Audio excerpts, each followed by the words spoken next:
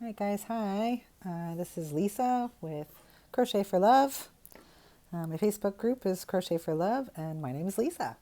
So anyway, this is part 2 for making my Christmas tree. Pardon me, I am still trying to get over being sick. In part 1 we were making the larger tree here. We have a smaller tree and a larger tree. You can see there it is quite larger. So in this part 2, I'm going to show you how to make the base. Oh my goodness, so sorry. Maybe I should clear my throat and then get right back. 1 second, please. Okay, so sorry about that. I'm back now. This is the base for the smaller one that I've already actually made for the smaller tree. For the smaller one here. Okay. So you'll see it's actually quite a cute little base. It's got a cute little border around the front here. Okay. And today we're going to make the base for the larger tree. Okay. And I will also along the way tell you when and what to do to make the smaller one, so you can do either one just like I did in the first video. Okay. So let's get started. In the pardon. In magic ring, goodness, I think I need a drink. So in a magic ring, we're going to put 6 single crochet into a magic ring. Okay. I know the way I do in my magic ring is a little weird, but I actually learned this from a lady on YouTube when I started doing amigurumi, and I actually really love it's like the double magic ring. I really love it. I've never had any issues with anything coming out or anything like that. So, pardon, I continue to use it for all my amigurumis. So, okay, there's 2, 4, and 6. We got 6 single crochets into a magic ring. I'm just going to close up that magic ring. Okay. Now for row 2, it is an increase in each one of those 6 stitches. So, find our first one. My first one's always, oops, ooh, my first one's really tight. My first one's always tight, but not normally that tight. Goodness gracious, what did I do here? Oh my. I really made that one tight. Jeez, I could barely get into it. Okay, let's move on. Okay, so we're doing an increase in each stitch around, okay? So there's 1. There's 2. And there's 3.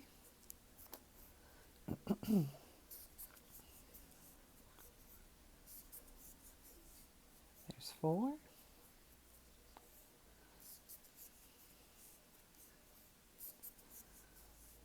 There's 5. And last one in this stitch. And there is 6. And as I said with the double magic ring, I always take it out about the second row and tighten it up more. Just give it a yank on the back here. Okay, and that's fully closed. All right, on to row 3. Row 3, I'm going to pop our stitch marker in that last stitch. So row 3 is single crochet increase all the way around. Okay, so there's 1 and then an increase. Okay, there's 1 and an increase. I don't know why my tension is all of a sudden like really tight. Single crochet 1 and an increase. Goodness. 1 and an increase.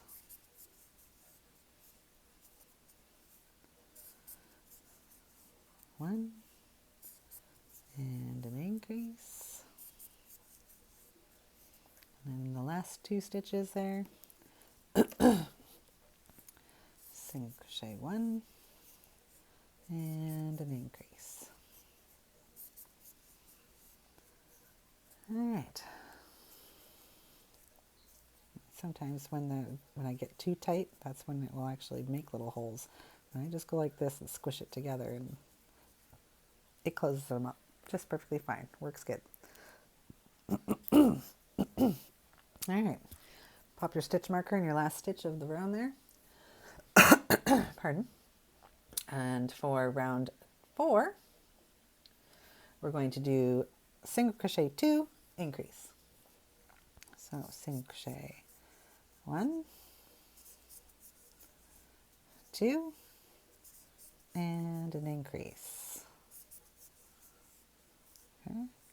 Single crochet 1, single crochet 2, and an increase. And that's the repeat all the way around. Single crochet 1, single crochet 2, and an increase. Okay. Single crochet 1, single crochet 2, and an increase. 1, 2, an increase, and in the last 3 stitches, single crochet 1, single crochet 2, and an increase. Okay. So that was the end of round 4. We're now going on to round 5. Round 5, it's going to start a little differently because there's certain rows where I like to scatter my increases a little bit to make it more round. Okay, so and also it would stop those holes from going all in that one same spot. Okay, so if you can see the holes. I mean, you can't really see them on this one, but sometimes if you have a looser tension, you will. So I like to scatter them. So for round 5, we're going to first single crochet and then increase. Okay, so 1 single crochet and an increase. Okay, and now we're going to start the repeat, which is single crochet 3 and then increase. Okay, so 1, 2, and 3, and then increase. Okay. Single crochet 3, 1, 2, and 3, and then the increase. Okay. Single crochet 1, 2, 3, and an increase. Then single crochet 1, single crochet 2, single crochet 3,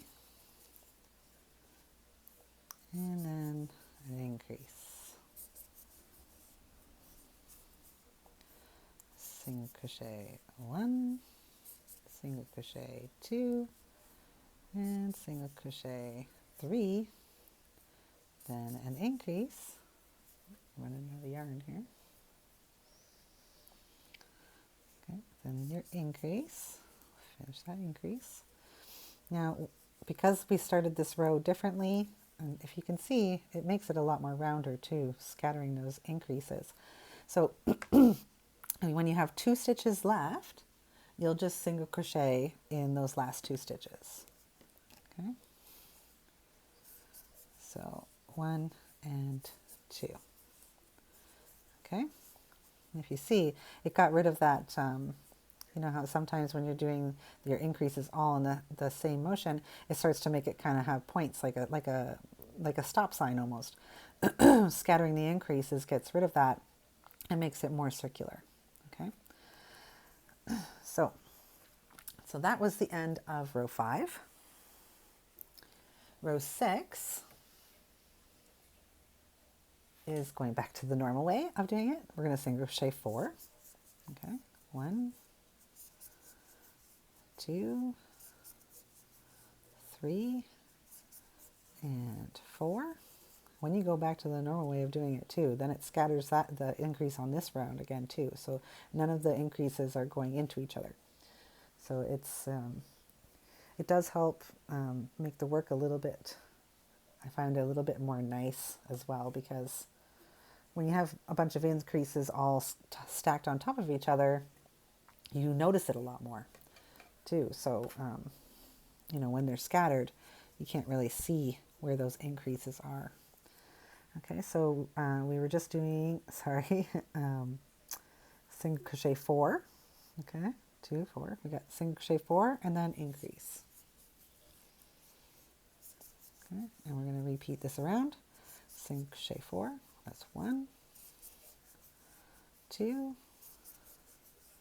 3, 4, and then an increase. Okay, and single crochet 4. 1,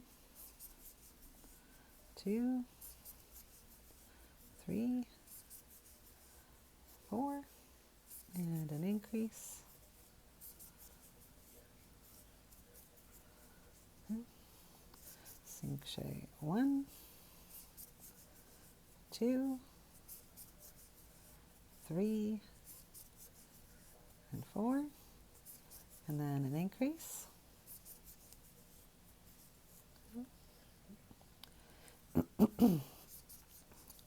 1, 2, 3, and 4, and then increase. And single crochet 4, 1,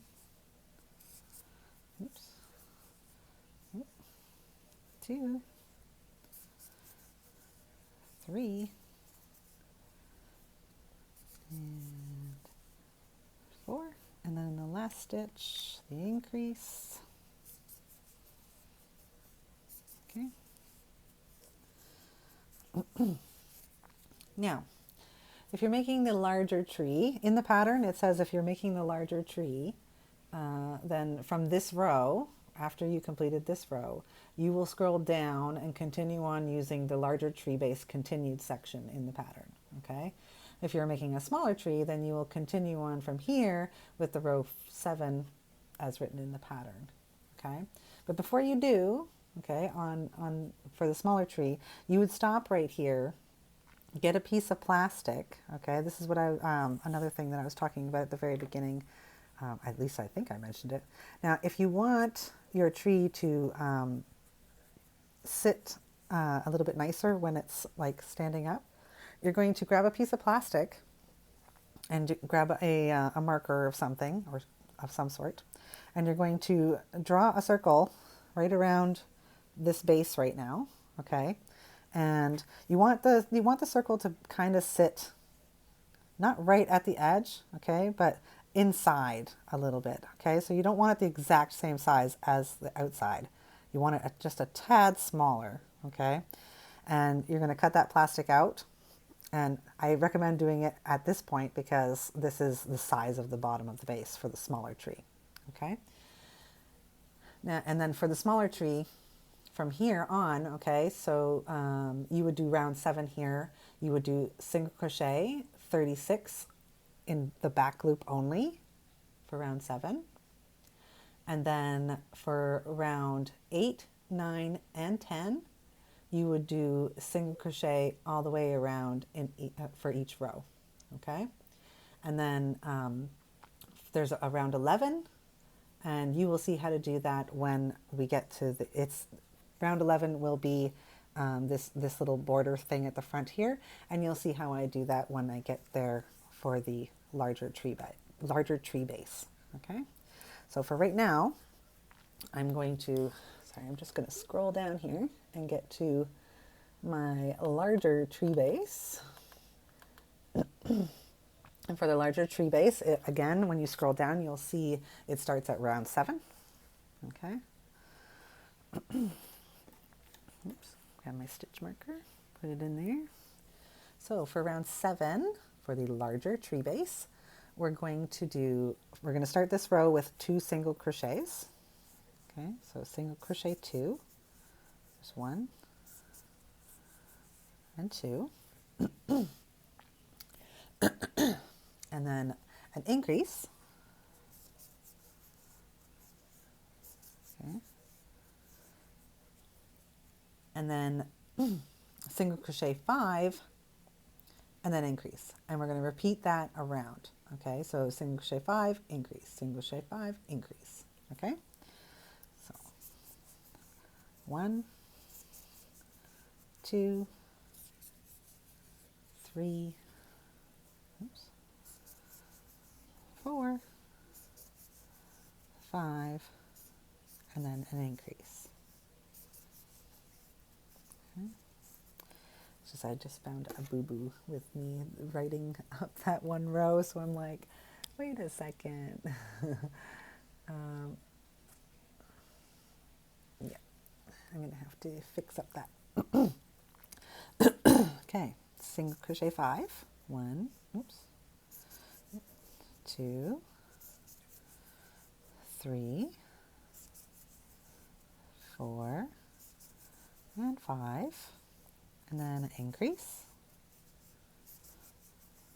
And what we're doing on this row again is we're scattering those increases and making it nice and circular. Okay, single crochet 1, single crochet 2, single crochet 3, 4, and 5. Sorry, I got to grab a couple pulls of yarn here. Okay, that was the 5, right? Yeah. Okay, and then the increase. And single crochet 5, 1, 2, 3, 4, 5, and then an increase, and then single crochet 5, 1, oops, 2, 3, 4, 5, and an increase. Okay, and when you have 3 stitches left at the end of the round, you're just going to single crochet in the last 3 stitches. Okay. 1, 2, and 3. And that's the end of row 7. Grab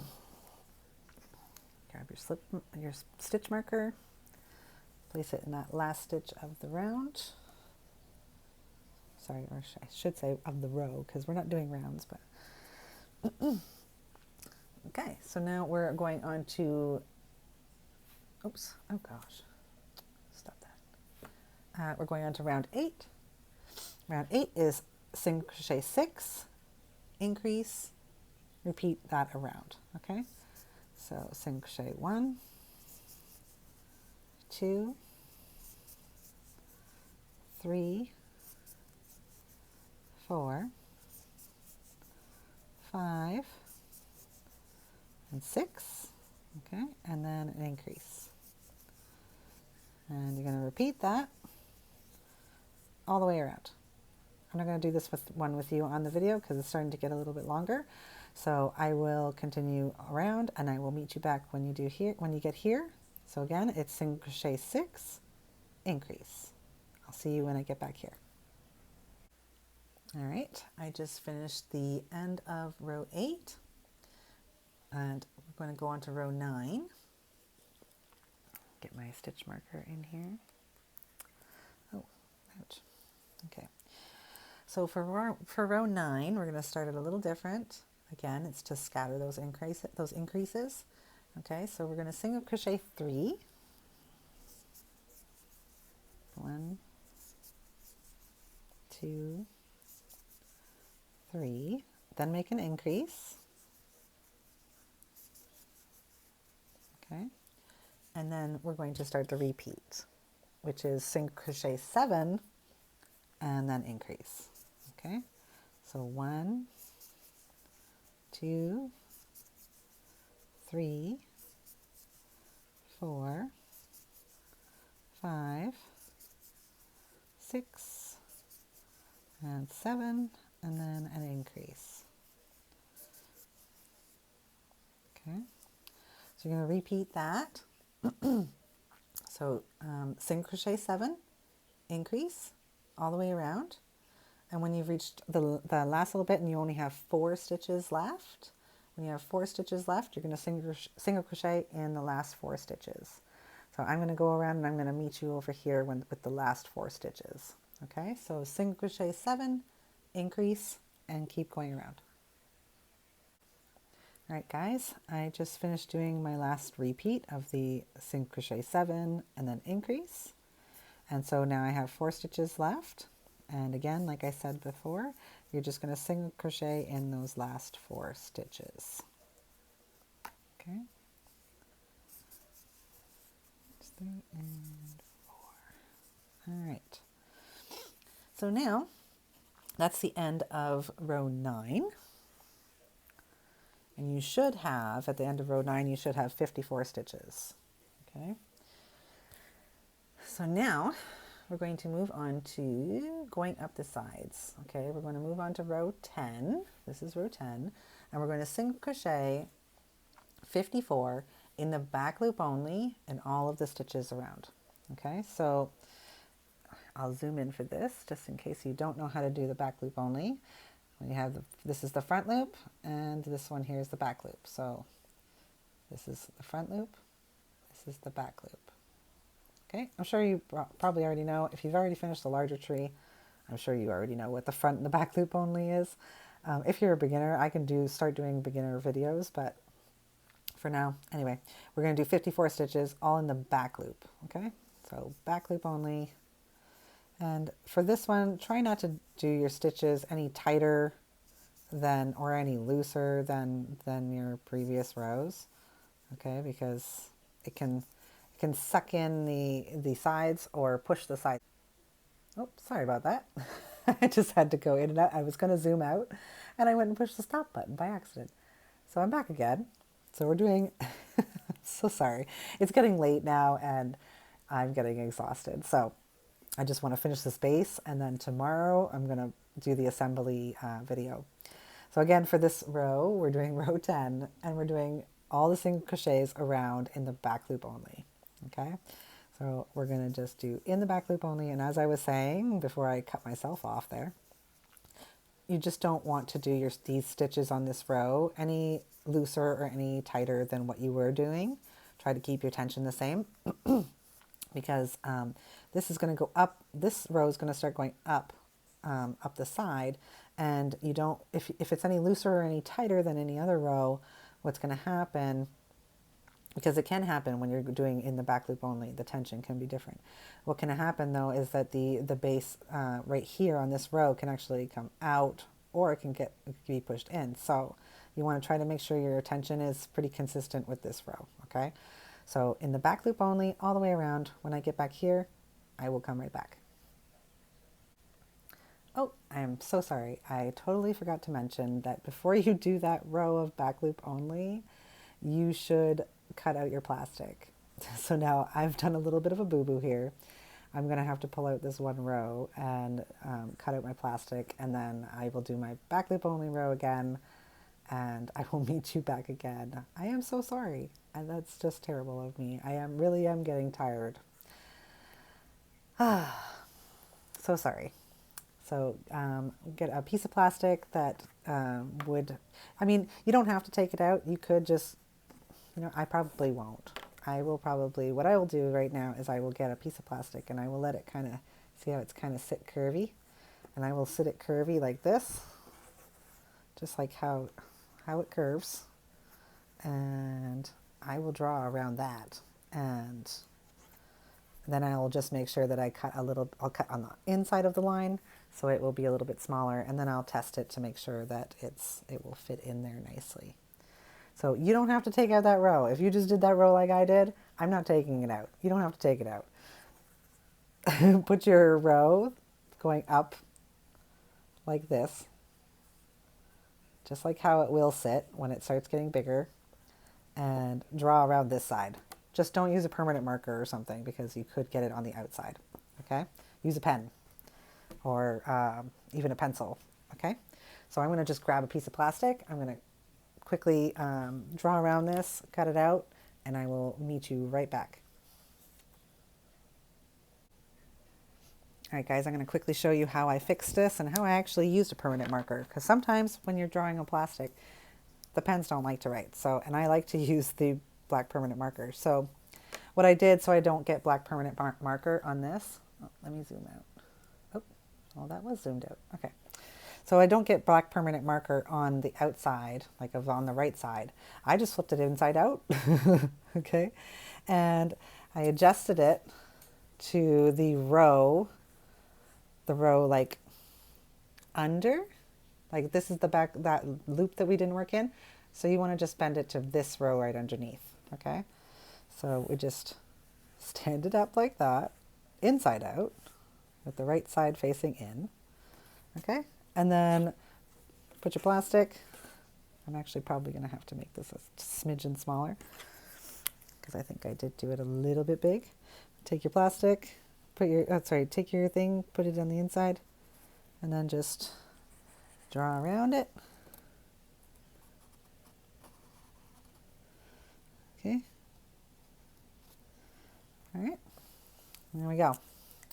And that way the permanent marker doesn't get on your yarn, doesn't get on your project. And then you just flip it the other way and adjust that row so that that other row is the only one going up. Okay, it's going to adjust itself once you put the plastic in there anyway. And then you're going to take your scissors and you're going to cut. You're going to cut along the inner part. You don't want to cut along the outer part because you don't want it the same size as that bottom. Like I said, you want it a tiny bit smaller. Okay. So, and we will know. I think I might have messed up that little spot. I'm going to have to check that out. You can always fix things. There's always a way of fixing things. Right. So we got that cut. Let's see how she does here. Yeah. I think it's just this one little corner here that I'd have to adjust. Oops. So I'll adjust that. And that corner that I actually marked, I should have went around. Should fix it. That's pretty good. Now you want it so that it's small enough that when it's sitting inside there, that last row that we just did by accident before we cut the thing, you want it to sit so that you can see this, that front loop that we didn't work in. You want to be able to see that on the front side, okay? Because it's just to make it kind of look like, oh, look, it's got a nice little curve. Okay, so as long as that plastic is fitting inside there nicely, okay, then you're good to go. Okay. I actually might cut this one little edge a little tiny bit because it's a little not roundy, not roundish. So I'm just going to round that little section. Let's see. Does that fit better? Oh, no, it's not roundish there. Okay, let's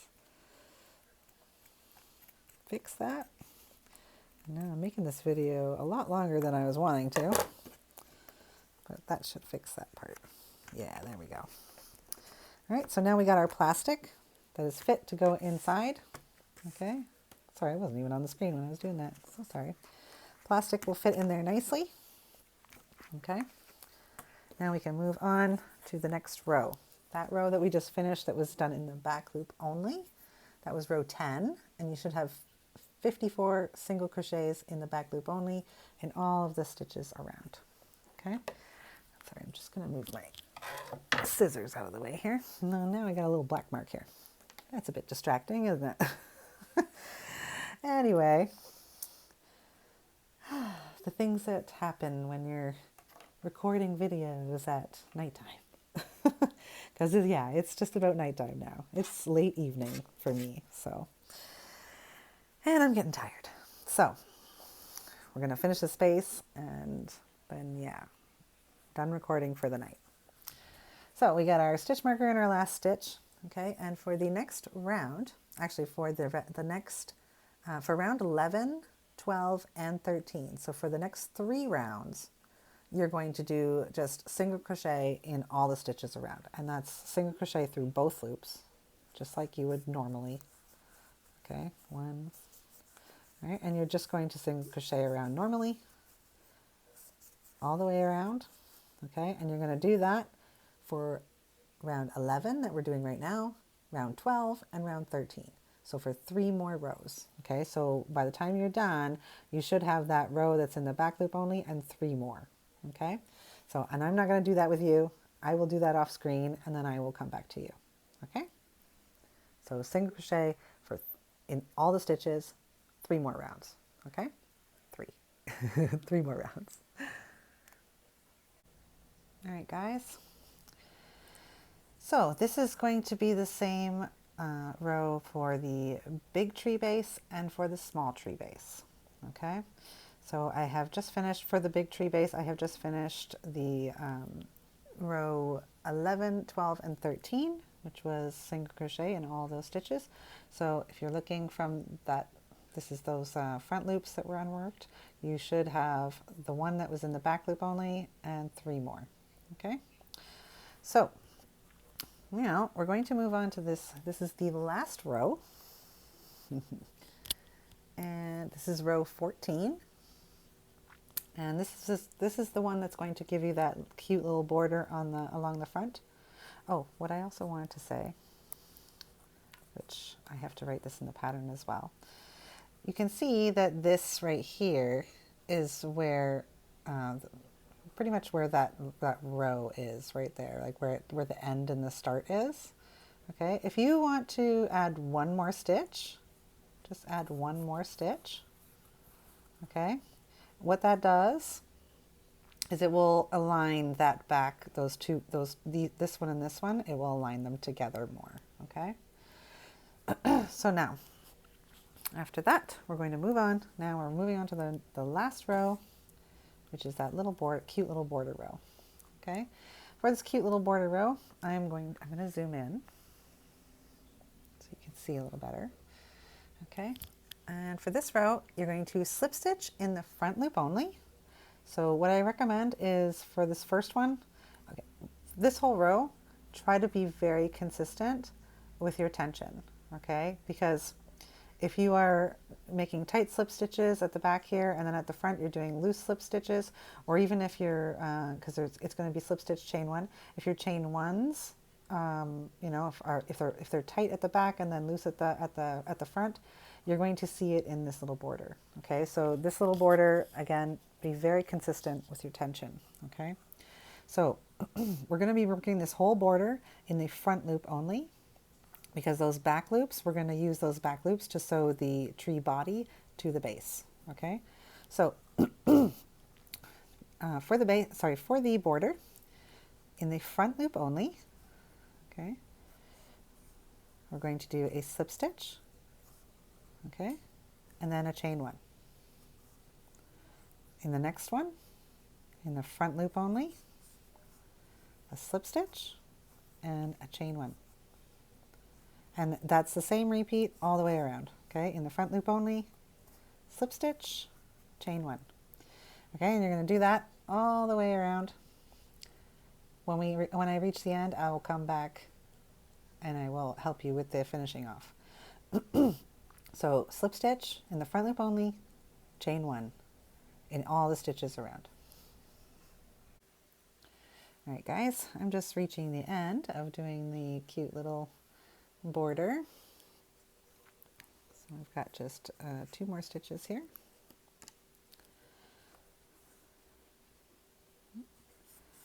Slip stitch in the front loop only, chain 1, slip stitch in the front loop only, and chain 1.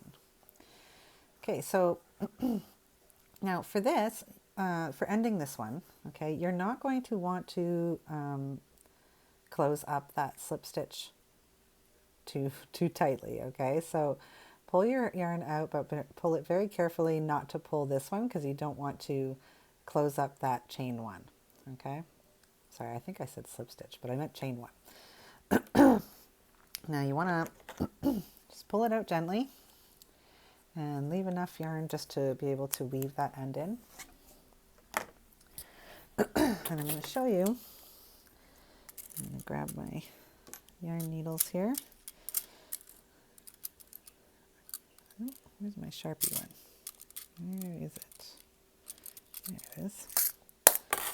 Okay, so I have 2 here. I have my doll one, that's for yarn, and I have this other one that's pretty fat, wide-eyed thing for yarn, but it's really sharp. Okay, so for now we're going to grab this dull blunt one. Okay, and like I said, we're not going to pull on this one to close up that chain 1. We're going to pull on this one where the yarn tail is, and we don't want to yank on that too much, okay, because we're going to try to do the invisible join. Well, we're not going to try, we're going to do it. Okay, so we're going to get our yarn here. I don't know if you know how to do an invisible join or not, so I'm going to zoom in here for you. Okay, so as you can see from here, we have the slip stitch here, and we have that chain 1. Okay, and it's going, if you lift this up, you'll see that it's coming out of this stitch right here. Okay, so this one right here is actually a slip stitch. Okay, that's our first slip stitch we made.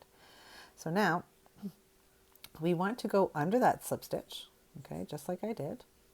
Okay, and we're going to pull our yarn through. Sorry, sometimes actually it's best to even go in this other one, but I'm not too worried about a little bump. Okay, so we're going to go under that slip stitch, and now we go find, this is the, you're going to look again, and this is the slip stitch, and this is the chain 1 where the yarn's coming out of. So you're going to go in right in between that, like the V of the chain 1. Okay, and for this one we're going to, we're going to take this and we're going to put it, just take it down and under and through that stitch right underneath it. Okay, now before you pull it really tight, okay, you're going to want to try to make sure that this stitch, okay, because we want it to, basically this invisible join is going to replace that slip stitch. So we want it to look like the slip stitch. Okay, so we want it to come over this way a little bit. Okay, I really should have went into the chain 1. But okay, so if you wanted to do it the other way that I have done before, which actually probably looks a little bit better than this, you would go under that chain 1 instead of under the slip stitch. And then when you close this, the close that we just did will look, it will sit right over top of that slip stitch. It's a little trickier when you have this chain 1 in between, but you know, I'm gonna fix it. This is what happens when you're so tired. And I'm feeling a lot of pain now. I don't think many of you are in my Facebook group actually know, but I have a lot of health problems. One of them is a lot of pain in my stomach, and basically all around. So sitting in this chair all day, it's been quite hard. So okay, so we're going to do this one more time. I'm going to show you where I should have went into, because sometimes I have done it that way that I just showed you, and it still looks fine. I mean, this is the back. You're not really noticing it. You're not going to notice it, but okay. So we have the slip stitch here and the chain one. Okay, and we can see, if you flip it here, you can see this is the stitch where that slip stitch went into. Now, this one here, right next to it, is a slip stitch, and this is a chain one. Okay, so in order to get under that chain one, you have to. It's a little tricky. Okay, because you don't want it to. Okay, you got to catch that top loop, and then catch that back loop. Okay, because you don't want to go under that other thing, because then it will make it kind of pucker up. Okay, so catch that first loop and then go under and catch that second loop, and don't catch the loop that's underneath it. Okay, then we pull our yarn through. Okay, then we're going to do the same thing that we did before. This is the slip stitch here. This is the chain one. I'm going to go through that chain one right through the middle, and then we're going to bring it down, and we'll just bring it down and into the inside. Okay, and then before you pull it tight, you want to make sure that this piece of yarn is going to be sitting directly over top of where that slip stitch was. Okay, so you want to make sure that it's about the same tension, because the tension is different, right? From stitch to stitch sometimes, and you want this to stay like this. See these little things here, right? So, and then we just pull it tight, and there you have it. Okay, and it looks pretty good. It's a little bulbous right here, but that's okay. I think it's just because my slip stitch here was a little bit looser, but that's okay. And now I'm going to zoom out. We're going to grab our sharp needle, because you don't have to, this one coming from the center, you don't have to really weave that in, but this one I recommend weaving it in, because you don't want that little cute border to start loosening or come out or anything like that. Okay, so just make sure that when you are weaving this in, you're not going to pull that invisible join. Okay, if you pull that invisible join, then it's hard to fix if you pull it, especially if you're weaving in ends. So I'm just going to go through just a couple stitches, just like maybe to here. Okay. And this is why you need the sharp needle for this too, because these single crochets here are very, very tight. So you just want to pull it just enough that it's coming in, and you're not going to, pull this out. You don't want to tighten that invisible join. You want it to still stay the way that you had it. Okay. Now, I think my light is going to die. So we're just going to quickly go back the other way. I think I also lost a little bit of light here because my computer screen just went to sleep. So, all right. There we go. Then we can snip this. I only weave back one way and then back the other, and with the amigurumi, that's fine. It's not going to go anywhere. All right. And so there we have it. We got this cute little border that goes around. And that little cute little border, you will see it. And that's why I said make sure you keep that tension nice, because you will see that little border around the base of the tree. Okay. So that's it for part 2. Okay. You can, with this little yarn tail, you can just stick it in the base and cover it with your plastic. It's not going to make a difference. Okay. I do it all the time. So you're just going to put that plastic in there, and part 3 is going to come tomorrow, because by now my light is dying and everything is going all at the same time. So tomorrow I'm going to do part 3, which I'm going to show you how to assemble the tree. Okay, so we'll have this nice little base attached to our big tree. Okay. But for now, for tonight, I'm done. And this is it for part 2. So I hope you enjoyed it. I hope you join me again for part 3 for the assembly. If not, if you think you can assemble it on your own, that's perfectly fine too. You'll just use the yarn from the tree base, from the tree body to sew. You'll sew through both loops of the large tree body, but you'll only sew through these back loop only stitches that you left unworked. Okay, and make sure also that you don't overstuff the tree. Okay, because if you overstuff the tree, it won't sit nice and flat up against the ground, like the table or whatever you put it on. Or if you feel the need to put a weight in here, you can put a weight too. Okay, but I have found that if you overstuff this tree, it won't sit perfectly. I've had some sit perfect, and they're usually a little understuffed compared to the ones that don't sit perfect. Okay, so just keep that in mind if you're not going to join me for part 3, but I hope you join me for part 3. Okay, so but that's it for part 2. I hope you enjoyed it, and I hope to see you again. I hope you can help support me too. You could help support my YouTube channel by liking this video, and also subscribing. Subscribing really, really helps me, and it really, really helps also motivate me to make more of these videos and bring you more content just like this. So if you liked it, like, subscribe, and I will see you again soon. Thanks again. I hope you enjoyed all of these videos. Even though I'm extremely tired, I hope you enjoyed them, and I hope to see you again. Bye for now.